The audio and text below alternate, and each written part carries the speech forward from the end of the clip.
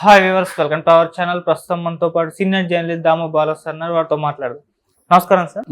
Sir, BRS MLA Mallareddy గారు ఆ మధ్య కాంగ్రెస్ పార్టీలో చేరబోతున్నట్టు వార్తలు వచ్చాయి. ఈవెన్ రేవంత్ రెడ్డి గారు ఆయన్ని అడ్డుకున్నారు, రాకుండా ఆపారని కూడా అన్నారు. అయితే ఇప్పుడు మల్లారెడ్డి గారు టీడీపీ పార్టీలో జాయిన్ అయిపోతున్నారు. చంద్రబాబు గారి సమక్షంలో అక్కడ టీడీపీ అధ్యక్ష బాధ్యత కూడా స్వీకరించబోతున్న వార్తలు అయితే వినిపిస్తున్నాయి సార్. మరి ఆయన టీడీపీలో చేరుతున్నారా లేదా, మీ ఒపీనియన్ సార్? యాక్చువల్గా ఈ న్యూస్ నిజానికి పాత న్యూస్, మళ్ళీ ఇప్పుడు కొత్తగా వస్తుంది. ఆయన గతంలో కూడా టీడీపీలో చేరతాడు, టీడీపీ తెలంగాణ ప్రెసిడెంట్గా మల్లారెడ్డి అన్న వార్తలు వచ్చాయి. అయితే ఇప్పుడు కొంత రిలయబుల్గా చెబుతున్నారు. ఎందుకంటే మల్లారెడ్డి గతంలో తెలుగుదేశంలోనే ఆయన రాజకీయ ప్రస్థానం ప్రారంభమైంది. ఆ తర్వాత తెలుగుదేశం ఖాళీ అయ్యేసరికి అందరితో పాటు ఆయన కూడా బీఆర్ఎస్లో చేరిపోయాడు. బీఆర్ఎస్లో మంత్రిగా ఉన్నాడు. దాని తర్వాత రేవంత్ రెడ్డి మొదటి నుంచి కూడా కొంతమంది మీద టార్గెట్ చేశాడు. అందులో మల్లారెడ్డి ఒకడు. మల్లారెడ్డి భూ ఆక్రమణలు అనేక కేసులు ఉన్నాయి ఆయన మీద. రెండోది, ఆయన మీద విపరీతమైన ఆరోపణలు ఉన్నాయి. భూములను ఆక్యుపై చేసుకున్నాడు ఆయన.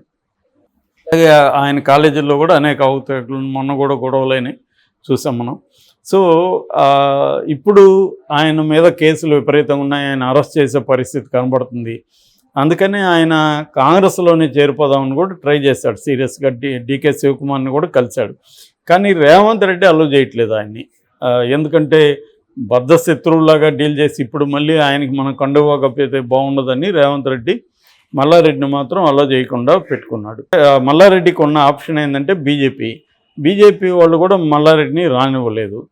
దాంతో బీజేపీలోకి కూడా వెళ్ళే పరిస్థితి లేదు. సో ఇప్పుడు ఆయనకి ఒక ఆల్టర్నేటివ్ కనపడింది చంద్రబాబు.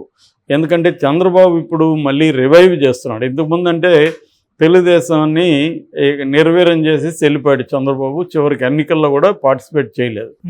సో ఇప్పుడు రివైవ్ చేస్తున్నాడు. ఎందుకంటే బీజేపీకి ఒక ప్లాన్ ఉంది. తెలంగాణలో మనం నెక్స్ట్ అసెంబ్లీలో గెలవాలంటే టీడీపీ జనసేనలతో కలిసి అక్కడ ఎలాగైతే కూటమి ఫామ్ అయినామో ఇక్కడ కూడా అలా కూటమి ఫామ్ అయితే మనం గెలిచే అవకాశం ఉంది. అక్కడంటే టీడీపీ ప్రధానంగా ఉంది కాబట్టి టీడీపీకి సంబంధించిన సీఎం చంద్రబాబు. ఇక్కడైతే బీజేపీ ప్రధానంగా ఉండే అవకాశం ఉంది. టీడీపీ అండ్ జనసేన మైనర్ పార్ట్నర్స్గా ఉంటారు. బీజేపీ మేజర్ పార్ట్నర్గా ఉంటుంది కాబట్టి బీజేపీ వ్యక్తే సీఎం అవుతారు. ఇది బీజేపీకి ఉన్న అండర్స్టాండింగ్. చంద్రబాబు పరిస్థితి ఏంటంటే చంద్రబాబుకి 2029లో కూడా ఒంటరిగా పోటీ చేసే ఆలోచన లేదు. ఎందుకంటే మళ్ళీ జగన్ భయం అయితే ఆయనకుంది. మాట్లాడితే జగన్ పోతాం అంటున్నాడు. మేబీ ఆయనకి దెయ్యంలాగా జగన్ కల్లా కూడా వస్తున్నాడేమో తెలియదు. ఎందుకంటే ఆ భయం అయితే ఉంది. ఎందుకంటే 40% ఉంది. వీళ్ళ ఖచ్చితంగా ఆయనకి తెలుసు మనం ఇచ్చిన హామీలు నెరవేర్చలేము. అభివృద్ధి కూడా అంత ఈజీగా ఏమీ ఇంత ముందులాగా బ్లఫ్ చేయడానికి కుదరదు. ఇంత జరిగితే అంత చూపించడానికి ఇవాళ సోషల్ మీడియాలు ఇవన్నీ వచ్చేసాయి. కాబట్టి ఇవాళ హైదరాబాద్ నేనే కట్టానంటే ఎంత కామెడీ అయిపోయిందో అలాగా అమరావతిది ఆల్రెడీ మళ్ళీ ఈ విజువల్స్ వస్తున్నాయి, గ్రాఫిక్ విజువల్స్, మెగా సిటీ అని ఇవన్నీ గ్రాఫిక్స్ చూస్తున్నాం. ఇది కామెడీ అయిపోతుంది తప్ప నిజంగా అంత ఫండ్స్ వచ్చి త్వరగా అయ్యేది కాదు. అదే ఒక 20-30 ఏళ్ళు పడుతుంది. ఇప్పటికిప్పుడు మోడీ వచ్చి 1 లక్ష కోట్లు 2 లక్షల కోట్లు ఇచ్చేసి అయ్యేది కాదు. సెల్ఫ్ ఫైనాన్స్ అనేది కూడా అవన్నీ కబుర్లు చెప్పడానికి బాగానే ఉంటాయి కానీ జరిగే పని కాదు. అది ఆయనకు తెలుసు. అమరావతిని చేయలేం, పోలవరం కూడా ఈయన పీరియడ్లో కంప్లీట్ కాదు, విశాఖ ఉక్కు ప్రైవేటీకరణ అయిపోతుంది. ఇవన్నీ నెగిటివ్ ఆస్పెక్ట్లు. ఎందుకంటే ఇతను గట్టిగా మోడీని బెదిరించి తెచ్చుకునే పరిస్థితులు ఇతను లేడు. ఎందుకంటే ఇతని జుట్టు కూడా మోడీ చేతిలో ఉంది. ఇతనికి కేసులు ఉన్నాయి. రేపు ఇతను బయటికి వెళితే వేరే పద్ధతిలో మోడీగా నిలబడ్డాడంటే మాత్రం చంద్రబాబుకు వాసిపోతుంది. అందుకని చంద్రబాబుకి ఇవన్నీ తెలుసు. కాబట్టి చంద్రబాబుకి ఏంటంటే అత్యంత డిఫెన్స్లో ఉంటాడు చంద్రబాబు. అఫెన్స్లో ఉండడు. ఇప్పుడు కూడా ఆయన నేచర్ అఫెన్సివ్ కాదు, డిఫెన్సివే. సో అందుకనే తెలుగుదేశం వాళ్ళు ఎవరిని కలిసినా చంద్రబాబు మీద అసంతృప్తి వ్యక్తం చేస్తూ ఉంటారు మన దగ్గర.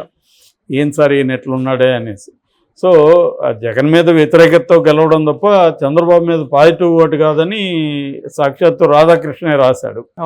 సో క్లియర్గా ఏంటంటే చంద్రబాబు తన ఫెయిల్యూర్స్ని ఉంటాయి కాబట్టి కంట్రోల్లోనే ఉంటాడు, మోడీ కంట్రోల్లో.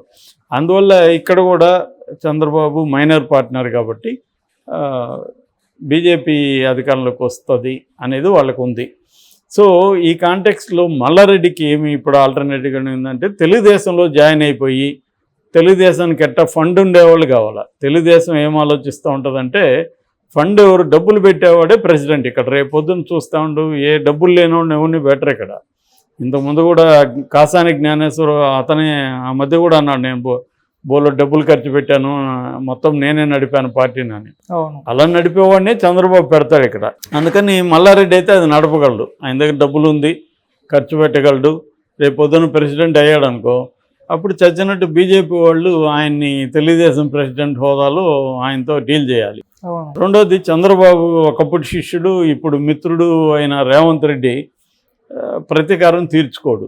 ఎందుకంటే చంద్రబాబు ఆపుతాడు కదా, సరే అయిపోయింది ఎవడు ఇక్కడ ఆగిపోయి, చంద్రబాబుకు తెలుసు కదా ఎలా మాట్లాడాలో రేవంత్ రెడ్డితో, ఎవడిక్కడ నీతి నిజాయితీ ఉన్నదా, జరిగిందిలే, మీకు ఏమైనా ఉంటే సాల్వ్ చేస్తాను నేను, మీ ఇద్దరి మధ్య ఇష్యూస్ ఏమైనా ఉంటే చూసుకుందాం, వదిలేసాయని చెప్తాడు.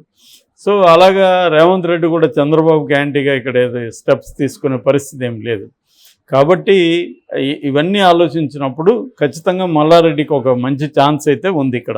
సో ఇవన్నీ ఏంటంటే మనకి, నేను చాలాసార్లు చెప్పాను, పొలిటికల్ లీడర్స్ ఎలా ఉంటారంటే ప్రతిపక్షాల మీద ఏదో బ్రహ్మాండం బద్దలైపోతుంది అన్నట్టుగా బిల్డప్లు ఇస్తారు, ఫైనల్గా ఏమీ తెగదు.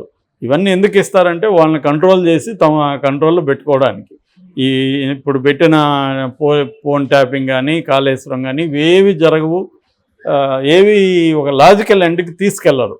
ఎందుకంటే అందరూ దొంగలే, ఒక దొంగ వచ్చినప్పుడు ఇంకొంత మిగతా దొంగల్ని తమ కంట్రోల్లో పెట్టుకోవాలి. ఇది తప్ప వీళ్ళకేమి ప్రజాస్వామ్యమో అవినీతికి వ్యతిరేకంగా పోరాడాలనో ఎవరికేమి ఉండదు. ఎందుకంటే వీళ్ళు అవినీతి చేయకుండా ఉంటే కదా వీళ్ళు ఇంకొక అవినీతికి వ్యతిరేకంగా పోరాడాలి. ఎప్పుడైనా ఒక అవినీతికి వ్యతిరేకంగా పోరాడేవాడు వీడు అవినీతి చేయకూడదు, వీడు అన్ని విషయాల్లో కరెక్ట్గా ఉండాలి. అది లేనప్పుడు ఇతనేం పోరాడతాడు.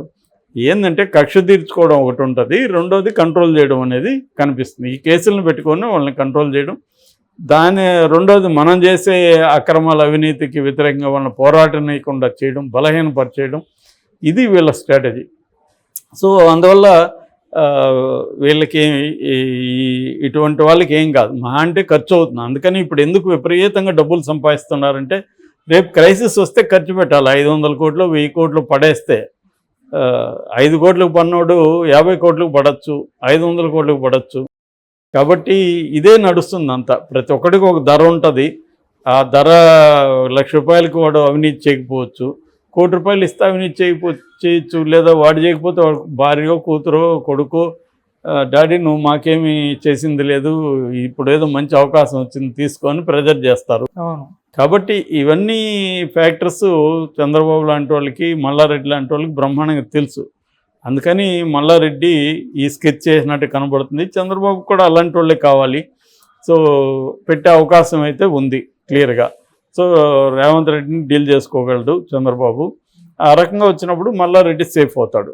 సో ఎప్పుడైనా పెద్ద ఇబ్బందులు ఉన్నప్పుడు ఇవన్నీ ఆలోచించి వీళ్ళు ప్లాన్ చేసుకుంటారు. అందుకని ఒక సామెత ఉంది, నువ్వు దొంగతనం చేసినా కూడా చిల్లర దొంగగా ఉండకరా, 100 కోట్లు 1000 కోట్లు దొంగతనం చెయ్యి అని. అదేదో సామెత ఉంది కదా, బ్యాంకులో నుంచి దోచుకొని వస్తుంటే బయట ఒకడు వస్తూ ఉంటాడు, ఎందుకురా ఇంత కష్టపడి దోచుకొని వస్తున్నావు, పోలీసులు ఉన్నారు అక్కడ దొరికిపోతావు, నేను చూడు రాయల్గా వెళ్ళి లోన్ పేరుతో 1000 కోట్లు తీసుకొని వస్తున్నాను, నన్ను ఓడి పట్టుకోవడానికి. సో